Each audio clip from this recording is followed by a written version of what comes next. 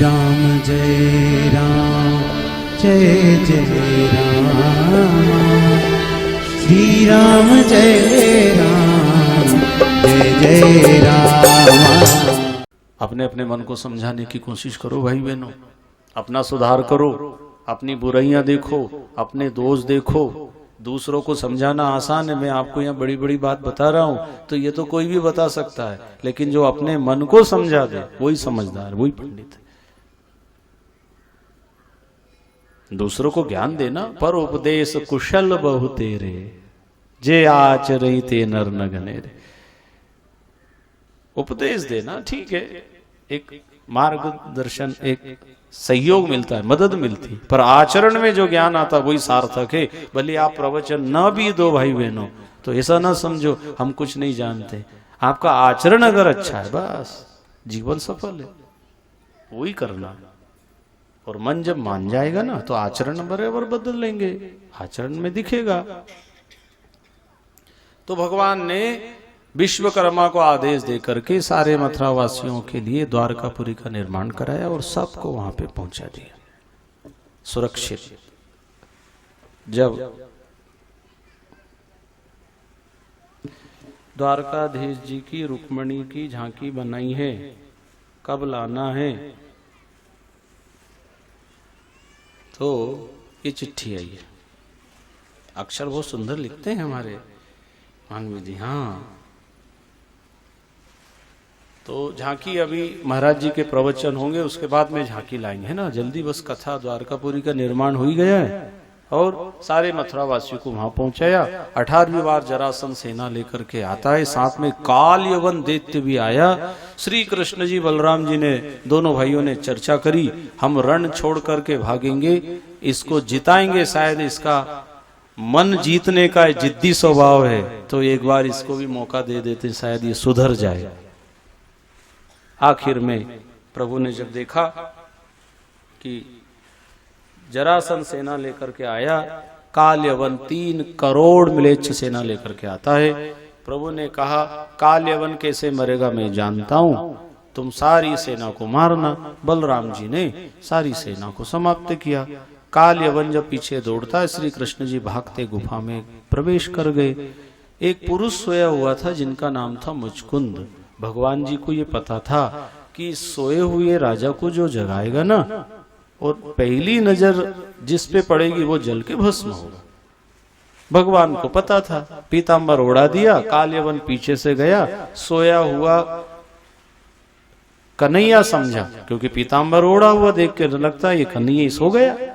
उसको जगाया तो जैसे ही नजर डाली तो काल यवन जल के भस्म हो गया। मुचकुंद राजा को प्रभु ने कहा, भाई सोने में समय बर्बाद मत करो, आई घड़ी ना खोइए गई घड़ी ना आए, सोने जैसी ये घड़ी कहीं सोने में ना जाए। भाई बहनों, प्रातः काल जल्दी उठने का नियम बनाओ। सवेरे का ब्रह्म मुहूर्त बहुत अच्छा होता है, इसलिए हम सवेरे सवेरे योग कक्षा इसीलिए लगाते हैं।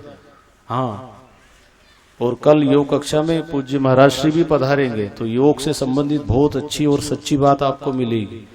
मैं तो इतना जानता नहीं, लेकिन कल आप सब जरूर आएंगे जो आ सकते हैं। माता बहनें, भाई लोग अपने बच्चों को, बड़ों को, युवाओं को, माता बहनों को कल जरूर आना है। और मौसम से डरना मत। हाँ, पानी गिरे या ओला गिरे या अंगारा गिरे, हाँ आप तो आ ही जाना सवेरे 5:30 बजे तक आ जाना। तो खास खास बातें प्रातःकाल ब्रह्म मुहूर्त में आप सबको पूज्य संत श्री स्वामी जी महाराज पधारे हैं, आपको अच्छी अच्छी बातें बताएंगे। तो कल कथा का विश्राम भी होगा और कल अपनी कथा हो जाएगी 12 बजे से शुरू। कितनी बजे? तो आप सब 12 के पहले आ जाना, ठीक है। तो मैं भी 12 बजे से पहले आ जाऊंगा, तो जल्दी जल्दी कथा। कल विश्राम का दिवस है, फिर कल कथा यहाँ पूर्ण होगी। इसके बाद मुझे रेवा बनखेड़ी जाना है, परसों से वहाँ कथा होगी। अब मेरा तो यही सेवा का काम है, आज यहाँ पूरी, कल वहाँ शुरू, वहाँ पूरी, फिर परसों उसके बाद में इंदौर में कथा शुरू हो जाएगी। 15 से 21 रेवा बनखेड़ी सुहागपुर होशंगाबाद जिले में, फिर 22 से 28 फरवरी इंदौर में, जहाँ पर विजयनगर थाने के सामने मंगल सिटी मैदान में भागवत कथा होगी 22 से 28 फरवरी। तो कल प्रातः योग में आप सब जरूर पधारें। कौन कौन आएंगे हाथ उठाना, देखे तो कौन कौन ईमानदार हैं, हाथ उठाओ जल्दी से। अच्छा ये सब बाहर के आए होंगे इसलिए सवेरे से थोड़ी आएंगे, है ना। तो चिचोली वालों को आप भी बोल देना कि भैया सवेरे 5 बजे के लगभग सबको बुलाया, ठीक है। तो महाराज जी जितने देर अपने को अवसर देंगे तो ये मौका फिर बाद में मिलेगा नहीं, और अभी भी आपको सुनाएंगे। तो जब तक महाराज जी के प्रवचन चलेंगे तब तक झांकी यहाँ पे नहीं आएगी। उसके बाद में उत्सव मनाएंगे, फिर महाआरती होगी और फिर आप सब घर जाना। तो भगवान जी ने मुचकुंद राजा को जगाया और कहा जाओ भजन करो, ध्यान करो, तपस्या करो, मनुष्य जीवन को ऐसे बर्बाद मत करो, तुमने बहुत समय गंवा दिया सोए सोए। भाई बहनों, नींद एक अज्ञान की भी होती है। अभी हम जागे हुए तो दिख रहे हैं, लेकिन अज्ञान की नींद है भाई बहनों, उससे जागना अलग होता है। इसलिए संत महात्मा हमें अज्ञान की नींद से जगा देते हैं भाई बहनों। हाँ, जा नहीं जीव तभी जब जागा, जब सब विषय विलास विरागा। ऐसा मुचकुंद राजा को प्रेरणा दी। उसी के बाद बलराम जी ने जब सारी सेना समाप्त की, दोनों भाई हाथ पकड़कर भाग रहे और प्रवशन पर्वत की झाड़ी में छिपे वहां से कूदे और द्वारकापुरी पहुंच गए। उनका नया नाम बोलो, द्वारकाधीश भगवान की जय। ऐसा शुकदेव मुनि कह रहे हैं। जरासंध अपने राज्य में गया और कहने लगा मैंने कृष्ण बलराम को समाप्त किया, झूठी जीत की खुशी मना रहा। उसी के बाद विदर्भ देश के राजा भीष्मक, जिनकी बेटी का नाम था रुक्मणी, बचपन से ही कथाओं में सुनकर के भाव बना आत्म कल्याण के लिए तो परमात्मा की प्राप्ति बहुत जरूरी है। और परमात्मा की प्राप्ति के पहले ऐसा महात्मा मिल जाए जो आत्मा का रिश्ता परमात्मा से कर दे। इसलिए भाई बहनों, कई साधु संत महात्मा हमें कथा से, प्रवचन से, ध्यान से, योग से, भगवान से रिश्ता जोड़ने की बात बताते हैं। हमने संसार से तो रिश्ता जोड़ लिया भाई बहनों, लेकिन ये सदा रहने वाला नहीं है। इसलिए ब्रह्म संबंध, परमपिता परमात्मा से रिश्ता जोड़ो। सम्राट परीक्षित जी का भी शुकदेव मुनि ने कथा सुना सुना करके भगवान से उनका रिश्ता जोड़ा। ऐसा माँ रुक्मणी ने भी जब देखा विवाह का समय आया और भाइयों ने संबंध शिशुपाल से तय कर दिया, तीसरे दिन बारात आना। माँ रुक्मणी उदास, उन्होंने अपने गुरु को याद करके प्रार्थना की, गुरु छोड़ा के जगत का साथ, हरि का साथ करा देना।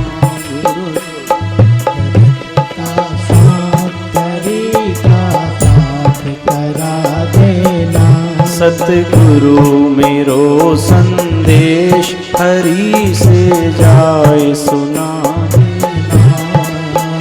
सतगुरु मेरो संदेश, हरि से जाए सुना देना।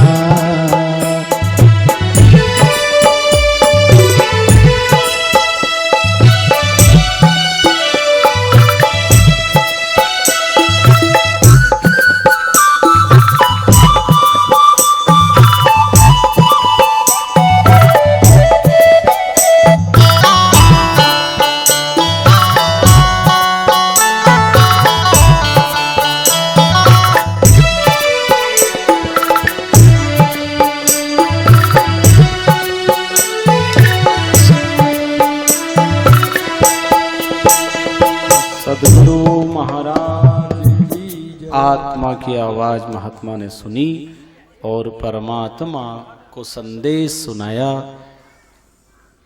भाई बहनों, जिस दिन आपकी अंतरात्मा में सच्ची तड़फ पैदा हो जाएगी तो सच्चे महात्मा जरूर मिलेंगे, और सच्चा महात्मा जो परमात्मा से आपका रिश्ता जोड़ दे वही सच्चा है। बाकी भगवान की बात, भगवान की कथा सुनाने वाले तो आपको दुनिया में बहुत मिलेंगे, जो रिश्ता पक्का कर दे, जोड़ दे। माँ रुक्मणी का संदेश लेकर गए, परमात्मा को लेकर के आ गए। हाँ, और रुक्मणी जी को कहा बेटी चिंता ना करो, तेरी आत्मा की सच्ची प्रार्थना थी ना, तो परमात्मा आ गए। माँ रुक्मणी बड़ी प्रसन्न हुई। जगदम्बा पूजन करने मंदिर को गई।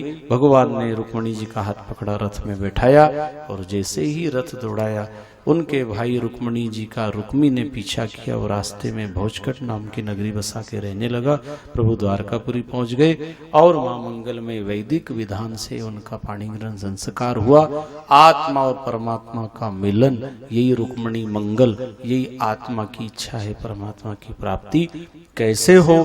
इसलिए कथाएं, मंदिर, महाशिवरात्रि का व्रत, जप, तप, ध्यान, साधना, तीर्थ, ये सब इसी निमित्त से होता है। भगवान से हमारा रिश्ता